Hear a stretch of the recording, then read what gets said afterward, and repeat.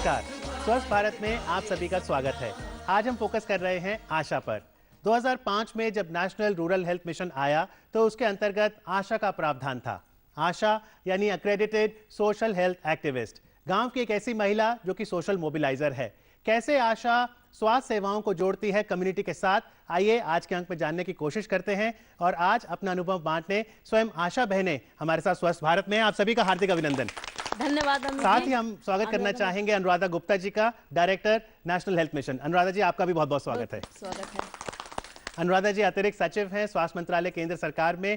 सबसे पहले मैडम आपसे ये जानना चाहेंगे कि जब ये नेशनल हेल्थ मिशन की कल्पना हुई 2005 में तो क्यों लगा कि आशा का कॉन्सेप्ट होना चाहिए? देखिए, बेसिकली भारत में हम ये देखते थे कि जो कम्युनिटी में हेल्थ सीकिंग बिहेवियर है या जो हमारी फैसिलिटीज़ हैं, सर्विसेज हैं, उनके बारे में जानकारी भी कम थी और रुझान भी लोगों का फैसिलिटीज़ का यूटिलाइजेशन में कम था। तो उस समय इस बात की परिकल्पना की गई कि अगर हम जन समुदाय में से, कम्युनिटी में से वहीं की एक महिला को एक हम एक्रेडिटेड सोशल हेल्थ एक्टिविस्ट के रूप में, वॉलंटियर के रूप में, मोबिलाइज़र के रूप में अगर विकसित कर सके, ताकि वो एक कड़ी बन जाए हेल्थ सिस्टम्स और कम्युनिटी के बीच की, और फिर कम्युनिटी में वो इस बात की जानकारी प्रसारित करे कि हमारी क्या सर्विसेज ऑफ़र होती हैं गवर्नमेंट सेक्टर में और किस तरीके से उनका पूरा लाभ कम्युनिटी को मिलना चाहिए और उठाया जाना चाहिए। इसके सोचते हुए आशाज़ की कल्पना नेशनल रूरल हेल्थ मिशन में की गई। और आज मुझे बहुत खुशी है कहते हुए कि आशा सचमुच में आशा की किरण है नेशनल रूरल हेल्थ मिशन के लिए। और 9 लाख आशाज़ देश में सक्रिय हैं और बहुत ही खूबसूरत कार्य कर रही हैं। धन्यवाद मैडम इस हम लोग को मौका देने के लिए, क्योंकि हम अपने गांव में आप ही के सोच पर हम लोग भी खरे उतर रहे हैं काम करने के लिए। लेकिन केशव जी ये बताइए, आप तो 2005 से ही आशा हैं, दूसरों के स्वास्थ्य की आशा, स्वयं आशा कैसे बनी?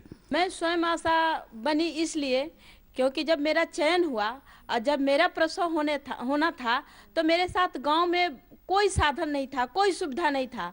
हमारी सासू माँ कहीं तुम मैके चली जाओ, क्योंकि यहाँ पर सुविधा नहीं है, स्वास्थ्य का बहुत सुदूर देहात है, यहाँ तुम्हारे साथ कोई भी। सचमुच में मेरा जो फर्स्ट डिलीवरी है सीजरियन है, तो मैं अपने ऊपर लाई। और फिर जब मेरा आशा का चयन हुआ तब हम सोचे कि हमको बहुत अच्छा मौका मिल रहा है गांव में काम करने का, कि जो घटना मेरे साथ हुआ वो उस घटना से निपटने के लिए मैं और मैंने गांव की बहनों को हम सुविधा मुहैया करा सकूं। और आप तो ग्रेजुएट हैं। Yes sir. तो अमूमन क्या शिक्षा आप उम्मीद करते हैं आशा बहनों में होनी चाहिए? देखिए, हम लोगों की स्टिपुलेशन ये थी कि 10वीं पास अगर आशा हो तो वो जितनी भी जानकारी है उसको अच्छी तरह से समझ सकती है और आगे पहुंचा सकती है महिलाओं को और परिवारों को।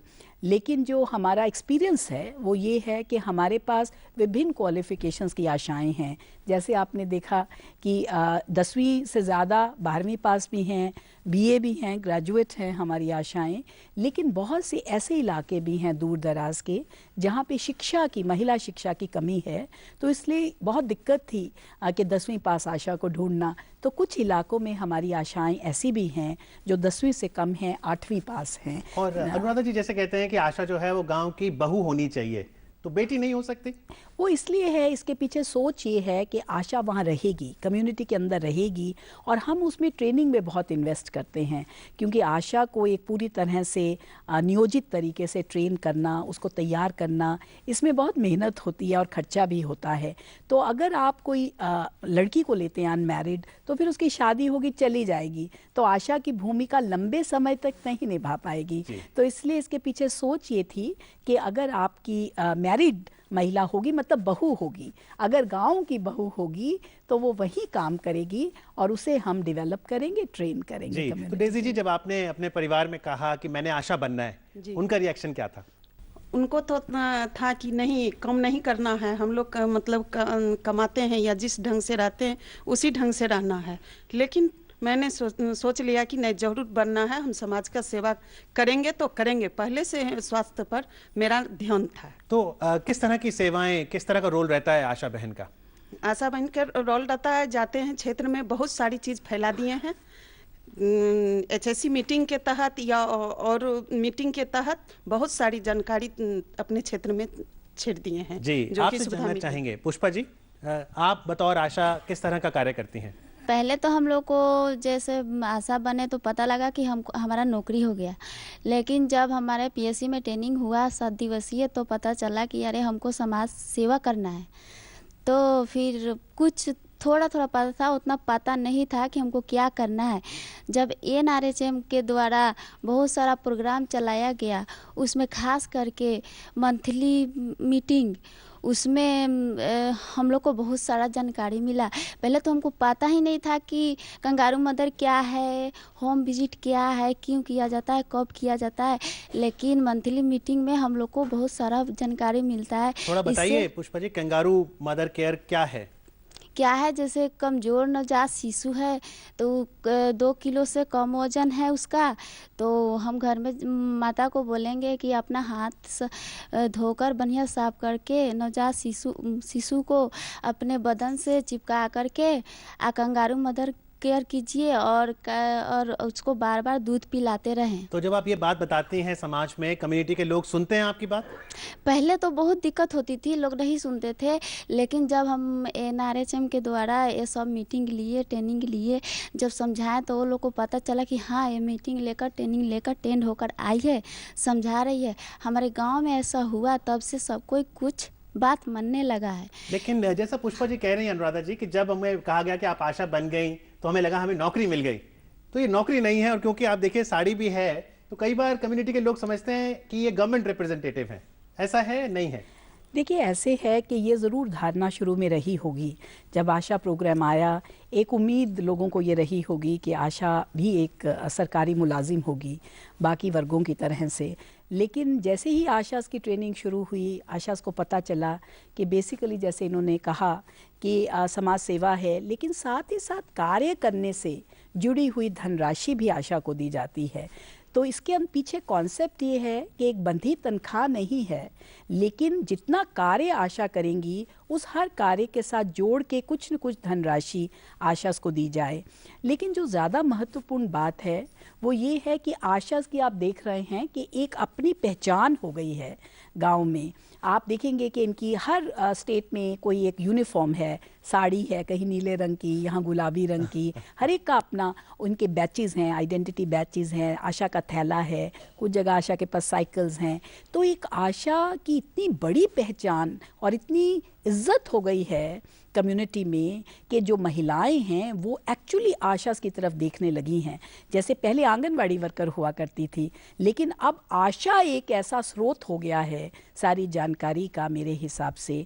और जैसे आशा ने कहा, सबसे पहली जो हमारी समस्या थी खास तौर से जो हाई फोकस स्टेट्स हैं हमारी एम्पावर्ड एक्शन ग्रुप, जिसमें बिहार है, उत्तर प्रदेश है, मध्य प्रदेश, राजस्थान है, जहाँ पे ज़्यादातर महिलाओं का जो प्रसव था वो घर पे होता था। क्योंकि महिलाओं को पहले तो इस बात की जानकारी बड़ी कम थी कि घर में प्रसव होने से कॉम्प्लिकेशंस हो सकती हैं, उनकी मृत्यु भी हो सकती है, बच्चे की मृत्यु भी हो सकती है। और दूसरा ये है कि यही मालूम नहीं था कि सुविधाएं हैं कहाँ और दूर दराज के इलाकों में कैसे जाया जाए। तो जब हम आशास हमारी ट्रेन हुई तो आशास सबसे पहला और सबसे ज़रूरी काम आशास का ये हुआ कि वो गर्भवती महिला को बता देती हैं कि जो अपना प्रसव है वो घर पे नहीं कराना है, किसी इंस्टीट्यूशन में कराना है, हेल्थ फैसिलिटी में कराना है, और टाई अप करती हैं और महिला के साथ जाती हैं। अकेले पहले महिला का परिवार को मुश्किल थी, तो अब आशा बहन जाती है महिला को लेके प्रसव के समय में। तो एक तो महिला को हौसला रहता है उसके परिवार को कि आशा हमारे साथ है, और एक आशा फैसिलिटी में डॉक्टर्स को, नर्सेस को, सबको जानती है, तो लेके ये सुनिश्चित करती है कि उस महिला को पूरी की पूरी सुविधाएं मिलें। और अब आप ये देखिए कि जब एनआरएचएम शुरू हुआ उस समय आप ज़्यादातर घर में डिलीवरी होती थी, 47% से भी कम आपकी इंस्टीट्यूशनल डिलीवरी थी, और आज आपकी जो डिलीवरी इंस्टीट्यूशनल है वो 83% से ज़्यादा है। तो उसमें आशाओं की एक बहुत ही बड़ी भूमिका है। बहुत बड़ी भूमिका है, उसके लिए आपको मुबारक। लेकिन निराला देवी, आपसे पूछना चाहेंगे, आप बताइए आप कौन से ज़िले से हैं और क्या उस ज़िले में अब संस्थागत प्रसव की संख्या बढ़ी है? हम समस्तीपुर ज़िले से हैं। पहले तो एक दो महिला जानती थी कि स्वास्थ्य केंद्र जाएंगे, लेकिन अब तो है जो सब की सब कहती है कि नहीं, घर पर कोई प्रशिक्षित दाई नहीं है, चाहे यहाँ व्यवस्था नहीं है। इसलिए अब जो भी गर्भवती महिला है वो ज्यों गर्भ रहती है त्यों मुझको खबर करती है तो हम उसका रजिस्ट्रेशन करते हैं होम विजिट में। और होम विजिट में रजिस्ट्रेशन जब करते हैं तो उनका 7 दिन जोड़ते हैं और 9 माह जोड़ते हैं, और उस हिसाब से देखते हैं कि उनका 4 माह में अब सुई दिलाना है, सुई दिला देते हैं। उसके बाद 6 से 9 माह हुआ तो उसको 5वां महीना में आयरन की गोली देते हैं 100 खाने के लिए। उसके बाद बताते हैं उसको कि हरा साग सब्जी खाओ, रात में कम से कम 8 घंटा आराम करो और दिन में 2 घंटा आराम करो। और इसी पर उसको मन में होता है कि नहीं, हमको ये सही बात बताते हैं। जब 9वां महीना आता है तो उसको हम संस्थागत प्रसव के लिए बताते हैं और तैयारी करवाते हैं कि सही से तैयार रहना है दीदी भाभी। सही से जो रोज मेहमान आते हैं उनको लिए हम कितना व्यवस्था करते हैं, और जो मेहमान 9 महीने पर आ रहे हैं उसको लिए तो हमें विशेष करना है, ध्यान देना है। तो बोलती नहीं ठीक है, हम ऐसा ही करेंगे। इसके अलावा जो सरकारी योजनाएं हैं स्वास्थ्य मंत्रालय की, जैसे कि मान लीजिए जननी शिशु योजना आई पहले, और उसके बाद 2 साल पहले जननी शिशु सुरक्षा कार्यक्रम, क्या इसकी भी जानकारी रखते हैं कि चाहे माता की स्वास्थ्य की बात हो, नवजात शिशु के स्वास्थ्य की बात हो, एम्बुलेंस का खर्चा हो, दवा हो, सरकार मुहैया कराती है लाभ? लाभार्थी को जो स्वास्थ्य संबंधी जो सुविधाएं मिलती है निशुल्क हम सब करवाते हैं। बंध्याकरण हो या जननी बाल सुरक्षा हो या ICD लगवाते हैं, आयरन की गोली देते हैं और मालायन गोली देते हैं, और क्या बोलते हैं इस कंडोम की व्यवस्था करवाते हैं। सब स्वास्थ्य संबंधी निःशुल्क करवाते हैं जी। तो ये तमाम जो चीज़ें हैं निःशुल्क मुहैया कराई जाती हैं, और इसमें आशा बहनें जो हैं घर घर जाके, घर के द्वार पे जाके आपको जागृत करती हैं। एक छोटे से ब्रेक के लिए हम रुकेंगे, और ब्रेक के बाद जब वापस आएंगे तो स्वस्थ भारत में चर्चा जारी रखेंगे कि आशा बहनों का क्या योगदान रहता है। हमारे साथ अनुराधा गुप्ता जी हैं, और साथ ही जानेंगे कि आशा बहनें कैसे टेक्नोलॉजी का इस्तेमाल कर रही हैं जन तक पहुँचने के लिए। एक छोटे से ब्रेक के बाद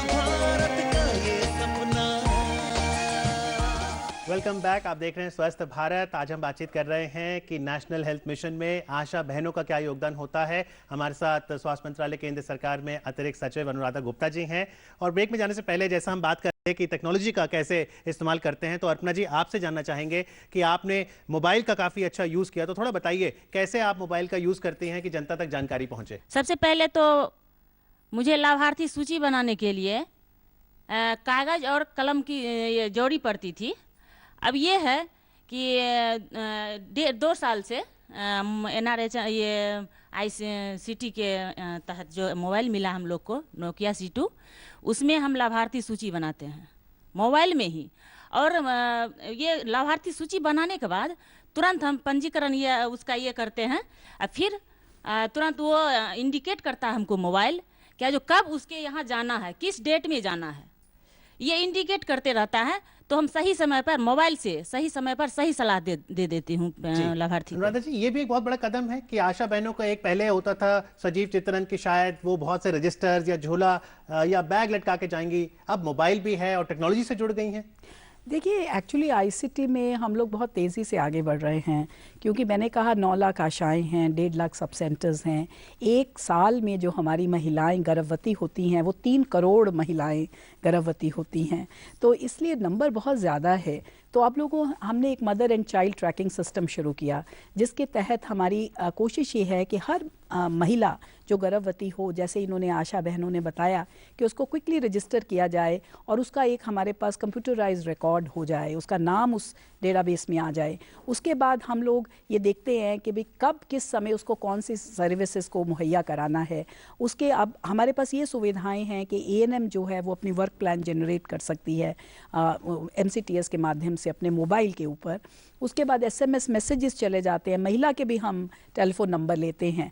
तो इस तरीके से ये जो एक्सपेरिमेंट्स बिहार में हो रहे हैं, कि जहां आशा, कई तरीके के एक्सपेरिमेंट्स हैं। एक तो जैसे इन्होंने बताया कि ये सूची रखती हैं और उसके बाद ये देखती हैं कि किस तिथि को कौन से सर्विसेज ड्यू हैं या कौन सी होम विजिट्स ड्यू हैं, और फिर घर जाके उनको वो जानकारी देती हैं, ये सर्विसेज देती हैं। इसके अलावा एक और जो बहुत ज़रूरी चीज़ है, और वो शायद ये बात बताएंगे, कि बिहार में एक मोबाइल एकेडमी भी शुरू हुई है, कि उसमें वो बड़ा इंटरेस्टिंग प्लेटफॉर्म है मोबाइल एकेडमी का, जहाँ पे ये अपना स्किल अपग्रेडेशन कर सकती हैं। तो वो ये कॉन्स्टेंटली, क्योंकि इनको भी लर्न करने की ज़रूरत है, हर रोज़ नई जानकारी, भूल जाते हैं कई बार, नई जानकारी आ जाती है, तो वो एक इनका सर्टिफिकेशन का माध्यम है जो बहुत इंटरेस्टिंग है, जो मोबाइल्स के माध्यम से होता है। तो मैं समझती हूँ, और एक हमने जो बिहार में एक्सपेरिमेंट हुआ और बाकी स्टेट्स में अब वो चलाया जा रहा है, मोबाइल कुंजी का, कि मोबाइल कुंजी है जो बेसिकली इनके पास डेक ऑफ कार्ड्स है, ये उसके पास ले जाती हैं, उसको पढ़ के हर सब्जेक्ट के ऊपर इनके पास जानकारी है, लेकिन उसमें एक डॉक्टर अनीता का कैरेक्टर है जो कि आईसीटी प्लेटफॉर्म को लेवरेज किया है। तो ये खुद पहले बताती हैं जानकारी और फिर उसकी बात मोबाइल से कराती हैं डॉक्टर अनीता को, which is a pre recorded service. आप यही करते हैं तो वो अर्पणा एक जी? बहुत इंटरेस्टिंग एक्सपेरिमेंट है। So ICT is having a lot of ये इम्पैक्ट। डॉक्टर अनीता की बात जो बता रहे हैं आपके मोबाइल पर भी है, ये लोग सुनते हैं फिर? ये हम लाभार्थी को जी माइक पे बोलिए जी। हम ये डॉक्टर अनीता की जो ये रिकॉर्डिंग आवाज़ है, हम सारे लाभार्थी को बताते हैं। फिर इसके बाद इसमें ये फिल्म दिखाते हैं कि जो परिवार नियोजन के बारे में कैसे समझाया जा रहा है। तो ये और ऊपरी आहार, केवल स्तनपान, ये सारी चीज़ जो दिखाते हैं फिल्म से, मोबाइल के ये से, तो लाभार्थी सब पूरे ये खुश होती है कि नहीं कुछ है। तो खोजती है, हम लोग को खोजते फिरती है, आशा कब आएगी, मेरे घर कब आएगी, फोन भी करती तो है। उनके पास सारा आशा का नंबर रहता है? हाँ, दिन में जी, फोन आ जी, जाते हैं जी, सबके पे? जी, जी, जी। जी रीटा जी, आपसे जानना चाहेंगे, अनुराधा जी ने मोबाइल एकेडमी की बात की, थोड़ा बताइए आपका अनुभव कैसा रहा? मोबाइल एकेडमी से हमें मदद मिलती है। जैसे कि हम किसी को भी जाते हैं तो मोबाइल, स्तनपान हुआ या फिर गर्भावस्था की तैयारी करानी है, प्रसव पूर्व तैयारी करानी है या स्तनपान करानी है, जो भी मुद्दा होता है, या फिर टीकाकरण कराना है, उसका भी उसमें कार्ड है।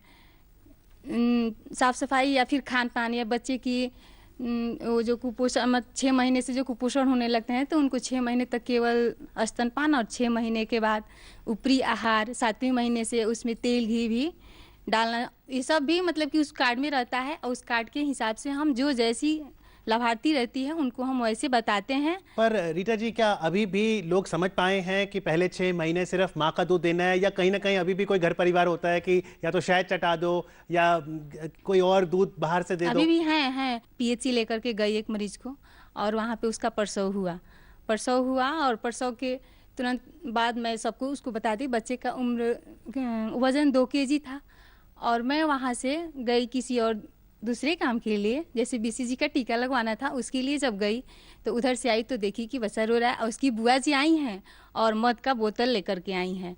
फिर मैं बोली, अरे उधर से आई, देखिए मद का बोतल काहे लिए रखी हैं? तो नहीं बचवा का ना थोड़ा चटाना है, थोड़ा सा चटा। अरे नहीं, माँ का जो गाढ़ा पीला दूध होता है वही सबसे अमृत है बच्चा के लिए, और वही देना है, ये नहीं देना है। तो बोली कि अरे मुझसे तो भूल हो गई। तो ठीक है अब मत दीजिए। तो ठीक है। उसके बाद से वो बच्चा 2 kg का था। आज उस बच्चे को मैं बार गृह 0 दिन, 3रा दिन, 7वां दिन, 14वां दिन, 21वां दिन, 28वां दिन, 42वां दिन जो होता है उसको मैं समय समय से जा कर के उसका गृह भ्रमण की, और आज वो बच्चा 2.5 kg से ऊपर का है और बहुत अच्छा स्वस्थ भी है। और माँ को मैं कंगारू मदर केयर होता है उसके बारे में भी बताई, उसकी हर एक चीज़ बताई। आज वो बच्चा स्वस्थ है और बहुत अच्छा है। बच्चे स्वस्थ ही होने चाहिए जी। स्वस्थ भारत के लिए स्वस्थ बच्चे बहुत ज़रूरी हैं। आपसे जानना चाहेंगे केशव जी, मोबाइल की जहाँ तक बात है तो बिहार में एक पायलट प्रोजेक्ट सरकार का मोबाइल फैमिली प्लानिंग यूनिट भी रहा, जो IUCD की बात की थी सरिता जी ने। तो थोड़ा बताइए, क्या प्रसव पश्चात IUCD अब लोकप्रिय हो रहा है कि ऑप्शंस हैं, अब सिर्फ नसबंदी, स्टेरिलाइजेशन ही ऑप्शन नहीं है? नहीं नहीं, अब तो बहुत विकास कर रहे हैं। आईसीडी जो प्रसव पश्चात तुरंत लग जाते हैं, आईसीडी का जो आया प्रसव पश्चात तुरंत लगाने का, तो इससे हो जाता है कि इस पूर्व 7वें से 9वें महीना में योजना बन जाता है। वाइफ हस्बैंड दोनों पति पत्नी मिलके और प्रसव हुआ उसके बाद लगा लिए, बहुत ही अच्छा। आशा का एक बहुत बड़ा रोल रहा है बर्थ स्पेसिंग को प्रमोट करने में। जो बर्थ स्पेसिंग में जो रोल है आशा, ये जो अभी आशा बहनों ने बात की कि ये अब इनके पास कॉन्ट्रासेप्टिव्स हैं, कॉन्डोम है, ओरल पिल है, इनके पास इमरजेंसी कॉन्ट्रासेप्टिव भी है। अब ये घर घर जाके जो रिप्रोडक्टिव एज ग्रुप के कपल्स हैं, ये हमने 1.5 साल पहले इनको ये जिम्मेवारी संभलवाई, और अब मैं जानती हूँ, हम लोग इनसे बातचीत करते रहते हैं अपने कॉल सेंटर के माध्यम से, कि बहुत ही अच्छा रिस्पांस है। लेकिन सेकंड चीज़ जो अभी हमने रिलेटिवली अभी पिछले साल ये बिल्कुल शुरू की, वो ये थी कि अगर 1 साल बच्चा डिले होता है, क्योंकि बहुत सी लड़कियों की शादी जल्दी होती है, अगर 18 साल में भी हो तो 19 साल में बच्चा पैदा नहीं होना चाहिए, क्योंकि वो तो बच्ची है बिल्कुल ना, कमज़ोर है, यंग है बहुत। तो इसलिए है कि 1-2 साल अगर डिले हो जाए बच्चा, तो उसके लिए हमने इंसेंटिव आशास को इंट्रोड्यूस किया 500 रुपए का, और एक और इंसेंटिव इंट्रोड्यूस किया कि पहले और दूसरे बच्चे के बीच में अंतराल 3 साल का हो, क्योंकि इंडिया में 60% से भी ज़्यादा जो बर्थ्स हैं उसमें स्पेसिंग नहीं होती है, और अगर स्पेसिंग नहीं होती है तो माँ की मृत्यु का भी खतरा बढ़ जाता है और बच्चे की मृत्यु का भी खतरा बढ़ जाता है। तो इस चीज़ में अब आशा ने भूमिका अदा करनी शुरू की, और अब जो लास्ट हमारा बिल्कुल लेटेस्ट इनिशिएटिव है वो है ये PPIUCD का, जिसकी और मुझे बहुत खुशी है कि आशाज में इस बात की जानकारी है, सक्रियता है, अवेयरनेस है। चलते चलते क्या भविष्य देखते हैं आप, आशा का रोल कैसे बदलेगा इस नव वर्ष 2014 में? आई थिंक आशाज के लिए मेरी जो उम्मीद है वो ये है कि आशाज और भी ज़्यादा मजबूत होंगी, और हम लोग देख रहे हैं कि आशाज की जो एवोल्यूशन है या जो उनकी उन्नति है या प्रगति है बहुत रिमार्केबल और ड्रामेटिक है। इसी से हम लोगों में ये कॉन्फिडेंस है कि हम इनके रोल्स को बहुत एक्सपैंड कर सकते हैं। हमने अभी हाल ही में फ़ैसला किया है, जैसे अब ये मुद्दा उठा, कि हम लोगों की भी कोशिश ये है कि जब ये इतना काम करती हैं तो इनकी जो पेमेंट्स हैं वो उसमें सुधार होना चाहिए। तो अभी हमारा रिसेंट एक फ़ैसला हम लोगों ने ये कराया है, मिशन से हमारा कैबिनेट के समान मिशन स्टेयरिंग ग्रुप होता है, कि 1000 रुपया आशा को एक तरीके से मिलना ही चाहिए। लेकिन उसके अलावा हम लोगों ने बहुत सी गतिविधियां जोड़ी हैं। अब आपने सुना कि आशाज घर में जा रही हैं, तो जहाँ पे भी बच्चा पैदा होने की उम्मीद है, यंग कपल है, वहाँ आशाज जा रही हैं, क्योंकि कॉन्ट्रासेप्टिव्स दे रही हैं, उनकी काउंसलिंग कर रही हैं। जहाँ पे गर्भवती महिला है वहाँ आशाज जा रही हैं, जहाँ बच्चा पैदा हुआ वहाँ आशाज जा रही हैं। तो इसलिए हम लोगों ने इनकी गतिविधियों में बहुत प्रसार किया है, और हर गतिविधि के साथ पैसे जोड़े हैं। जो राशि पहले थी उसको बढ़ाया है, नई बहुत सी गतिविधियां भी जोड़ी हैं, और कुल मिला के मैं ये समझती हूँ कि अगर आशा सब अच्छे से करे तो ख़ास तौर से बिहार जैसी स्टेट में या यूपी में, जहाँ पे काफ़ी TFR है, डिलीवरीज बहुत होती हैं, मेरे अपने हिसाब से 5000 रुपये तक आशा अपने घर मासिक ले जा सकती है, अगर बखूबी अपना कार्य करे। जब तक आशा है, जब तक विश्वास है, जब तक आप जैसे कर्मठ सिपाही हैं, तब तक हमें पूरा भरोसा है कि स्वास्थ्य के क्षेत्र में भारत निरंतर अच्छा करता रहेगा। और आज चर्चा करने के लिए आशा बहनों का और अनुराधा जी का बहुत बहुत धन्यवाद। आप सभी का बहुत बहुत धन्यवाद।